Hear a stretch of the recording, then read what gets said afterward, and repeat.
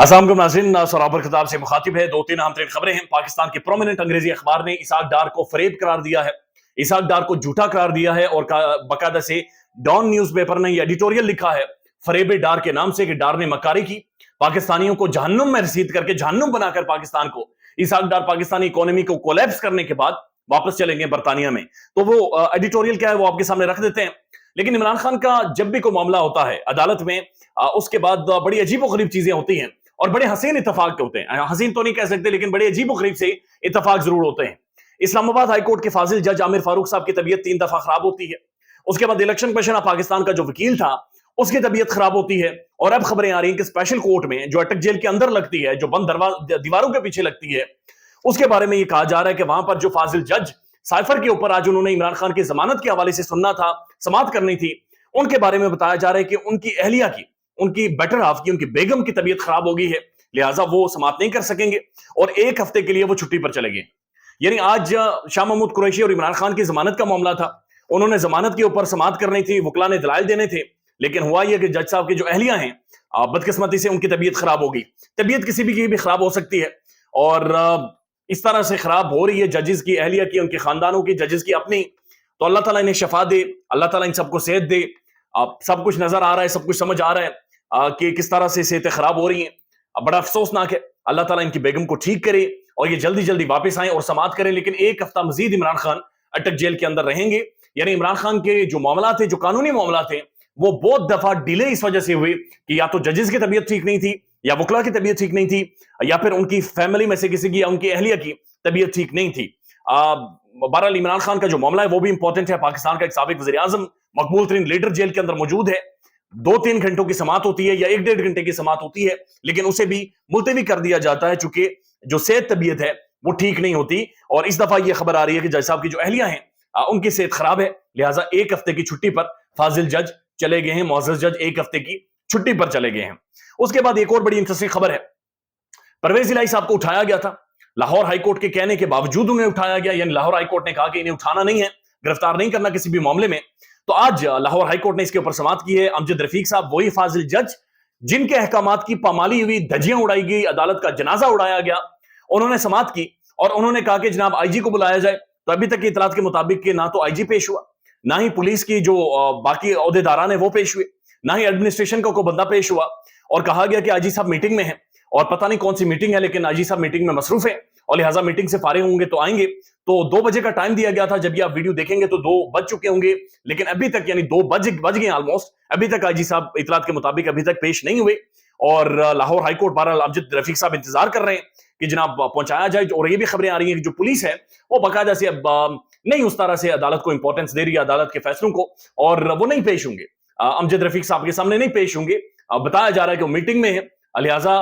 परवेज इलाही को उठाया गया, इस्लामाबाद शिफ्ट किया गया, परवेज इलाही को अटक जेल में पेश कर दिया गया, अटक जेल में डाल दिया गया, जेल की काल कोठरी में डाल दिया गया। लेकिन जब सवाल पूछने की बारी है कि आपने किसके कहने पर यह किया था, मैंने तो अहकामात कुछ और दिए थे, तो बताया जा रहा है कि जनाब जो इंतजामिया है, ये जो पुलिस है, ये जो आईजी साहब है, मीटिंग में मसरूफ है, मीटिंग चल रही है, लिहाजा मीटिंग का इंतजार करें जज साहब, वो जज साहब के सामने नहीं आए। तो हम पाकिस्तान की अदालतों का मजाक बनते हुए देख रहे हैं। ये मौखरी है अदालतों की, ये मजाक है, ये ठट्ठे लगाना है अदालतों के साथ। लेकिन सच्ची बात यह है, ये बड़ा जुल्म है। पाकिस्तान की अदालतों के अहकामात को नहीं माना जा रहा। यानी पाकिस्तान की अदालतें इस वक्त आपको इंसाफ नहीं दे सकती, अपने फैसलों पर अमल दरामद नहीं करवा सकती। यानी इंसाफ तो दूर की बात है, अपनी कही हुई बात पर पाकिस्तान की अदालतें अमल दरामद नहीं करवा पा रही। ये एक रियलिटी है, ये एक हकीकत है। और अदालती फैसलों को उड़ा दिया जाता है, उन्हें फाड़ कर फेंक दिया जाता है, और जो ताकत के जोम में करना होता है वो सब कुछ हो रहा है, और वो सब कुछ होते हुए नजर भी आ रहा है। एक और बड़ी इंटरेस्टिंग खबर है, और ये लतीफ खोसा साहब ने इसके हवाले से एक स्टेटमेंट दी है। आपको याद होगा जिस दिन इमरान खान को गिरफ्तार किया गया था उनके घर से, उनके बेडरूम से, उसके बाद जावेद चौधरी साहब ने एक कॉलम किया, और उसके बाद ये भी खबरें, बल्कि लाहौर पुलिस ने आकर ये बताया था कि जब वो इमरान खान के कमरे के अंदर गए तो बुशरा बीबी ने उनसे ये कहा कि अगर आपको पैसे चाहिए तो वो अलमारी के अंदर कैश पड़ी हुई है, 12-13 लाख रुपए आप उठा सकते हैं। तो ये तासुर दिया गया, या ये एक इंप्रेशन क्रिएट किया गया कि बुशरा बीबी ने पुलिस को रिश्वत ऑफर की है। लतीफ खोसा साहब कहते हैं कि असल में उस दिन इमरान खान के बेडरूम में जाकर बुशरा बीबी को ट्रैप करने की कोशिश की गई, और पुलिस ने बल्कि बाकायदा से ऐसा माहौल बनाया गया कि बुशरा बीबी अगर उन्हें रिश्वत ऑफर करें या फिर किसी भी तरह की पैसे दें या कोई बेनिफिट उन्हें दें, तो उस वक्त बुशरा बीबी की वीडियो बनाई जाए اور وہ ویڈیو اس ویڈیو کی صورت میں نہ صرف بشرا بی بی کو گرفتار کیا جائے بلکہ ان کی جو ذاتی ریپیوٹیشن ہے, ان کی جو ایک مذہبی ان کی سوچ ہے, اس سوچ کو ٹارگٹ کیا جائے اور ان کی ذاتیات کو اتنا تار تار کیا جائے ویڈیو کی صورت میں کہ جتنا ممکن ہو سکے. تو لطیف کھوسہ صاحب کے مطابق اصل میں وہ رشوت والا ایک ڈرامہ کر کے ایک ٹریپ تھا کہ بشرا بی بی کسی بھی طرح کی رشوت یا کوئی چیز آفر کریں یا کوئی چیز دیں تو اس کی ویڈیو بنائی جائے اور وہ ویڈیو اس کے بعد جاری کی جائے. تو آپ کو نظر آ رہا ہے کہ پورا جو سسٹم ہے کس طرح سے کام کر رہا ہے, سسٹم کس طرح سے معاملات کو آگے لے کر چل رہا ہے, یہ بہت زیادہ عجیب و غریب ہے. اب ڈار صاحب کے اوپر ڈان نیوز نے ایک ایڈیٹوریل لکھا ہے اور یہ فریب ڈار کے نام سے ڈار ڈیلوژن یعنی کہ ڈار فراڈ کرتا رہا, اور اس کے اندر باقاعدہ سے انہوں نے لکھا ہے کہ ایک تو ڈار نے اپنی ناک رگڑی اسحاق ڈار صاحب نے آئی ایم ایف کے سامنے کہ جناب وہ کسی طرح سے ایک نیا پروگرام, ایک نئی ڈیل پاکستان کے ساتھ آئی ایم ایف کرے, چونکہ پرانا جو پروگرام تھا اس کو ڈار صاحب لے کر نہیں چل سکتے تھے. اس کے بعد انہوں نے کہا کہ ڈار صاحب نے